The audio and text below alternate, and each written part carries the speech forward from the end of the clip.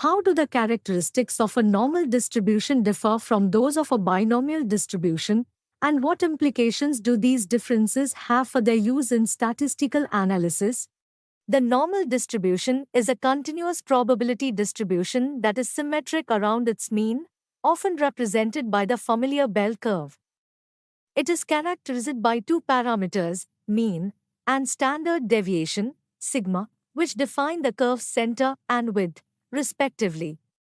In contrast, the binomial distribution is a discrete probability distribution that describes the outcomes of a fixed number of independent trials in an experiment, each of which yields success with probability p. The key parameters here are n, number of trials, and p, probability of success in each trial. The implications of these differences are significant in statistical analysis. Normal distribution. It is often used when dealing with continuous data or when approximating other distributions, like binomial or Poisson under certain conditions, such as in hypothesis testing or regression analysis. Binomial distribution. It is suitable for modeling binary outcomes in scenarios like quality control or election results prediction. Choosing the wrong distribution can lead to incorrect inferences about data, such as underestimating variability in data, if wrongly using a normal distribution for inherently discrete data, or misestimating probabilities of outcome. Given a dataset with a non-standard distribution, what steps would you take to analyze this data and prepare it for a predictive model? Analyzing and preparing a dataset with a non-standard distribution involves several steps. Descriptive analysis. Start by visualizing the data using histograms, box plots, and density plots to understand its distribution. Calculate descriptive statistics like mean, median, mode, variance, and skewness.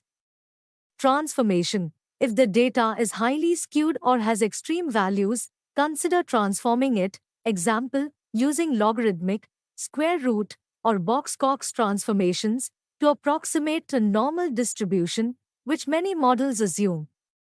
Handling outliers. Identify and treat outliers, as they can distort the real distribution and impact model accuracy.